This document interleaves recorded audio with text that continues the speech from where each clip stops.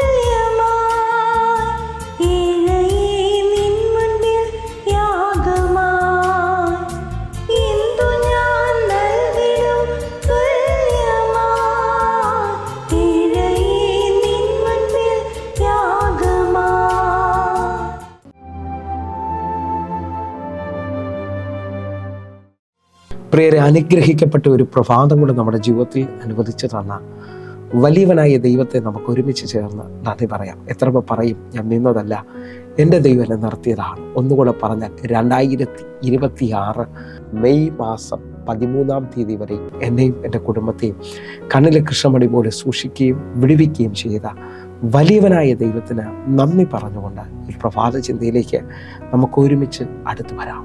മാറായെ മധുരമാക്കുന്നവൻ. പ്രിയരെ, പ്രാരംഭവാക്യത്തിലേക്ക് പുറപ്പാട് പുസ്തകം 15-ാം അധ്യായം അതിൻ്റെ 23-ാമത്തെ വാക്യം. മാറായിൽ എത്തിയപ്പോൾ മാറയിലെ വെള്ളം കുടിക്കുവാൻ അവർക്ക് കഴിഞ്ഞില്ല. അത് കയ്പുള്ളതായിരുന്നു, അതുകൊണ്ട് അതിന് മാറ എന്ന് പേരിട്ടു.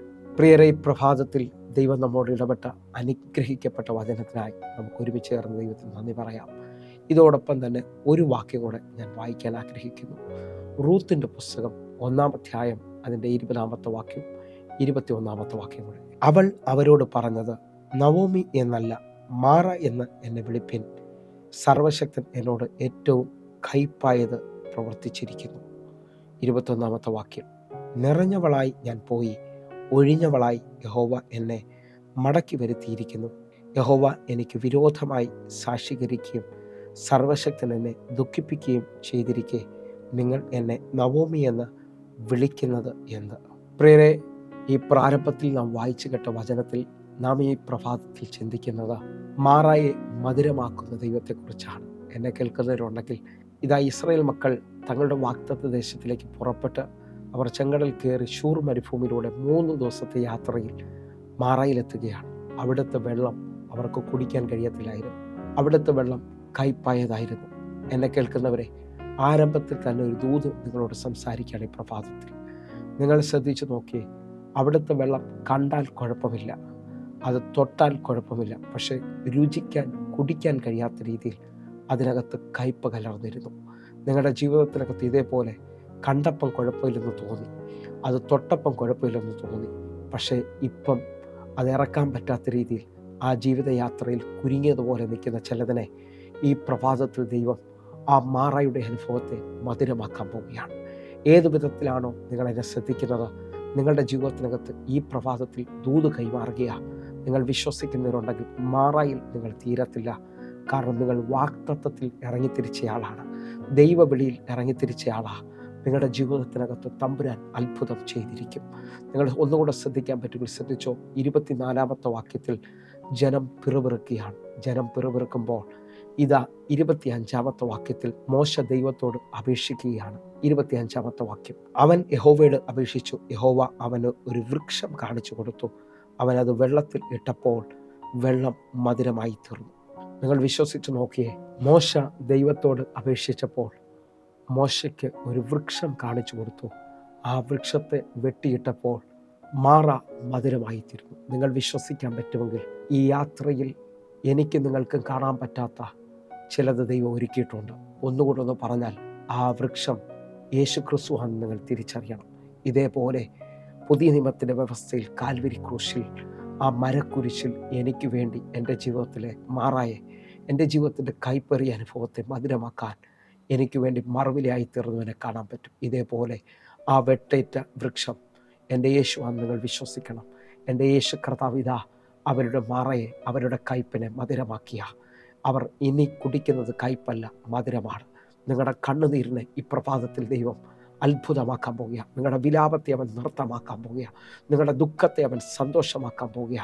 കർത്താവ് നിങ്ങളുടെ രട്ടിനെ അഴിച്ച് നിങ്ങളെ സന്തോഷം ഒളിപ്പിക്കാൻ പോകുന്നു. ജീവിതത്തിനകത്ത് ഇതുവരെ ഒന്ന് ചിരിച്ചിട്ടില്ലാത്ത, ജീവിതത്തിൽ ഇതുവരെ ഒന്ന് സന്തോഷിച്ചിട്ടില്ലാത്ത ചിലവർ ഈ പ്രഭാതത്തിൽ ദൈവത്താൽ, യേശുക്രിസ്തുവിനാൽ അത്ഭുതം കാണാൻ പോവുകയാണ്. അതേ നിലയിൽ തന്നെ വിശ്വസിക്കുന്നവരുണ്ടെങ്കിൽ ഈ പ്രഭാതത്തിൽ നമ്മൾ റൂത്തിൻ്റെ പുസ്തകം ഒന്ന് ചിന്തിക്കുകയാണ്. നവോമി പറയുകയാണ്, നിങ്ങളെന്നെ നവോമി എന്ന് വിളിക്കരുത്, മാറ എന്ന് വിളിക്കണം. കാരണം ഞാൻ ബെത്ലഹേമിൽ നിന്ന് മൊബാബ് ദേശത്തേക്ക്, ബെത്ലഹേമിലെ ക്ഷാമനിമിത്തം പുറപ്പെട്ടു പോയ ആളാണ്. അങ്ങോട്ട് നിറഞ്ഞവളായി ഞാൻ പോയി, തിരിച്ചു ഒഴിഞ്ഞവളായിട്ടാണ് വരുന്നത്.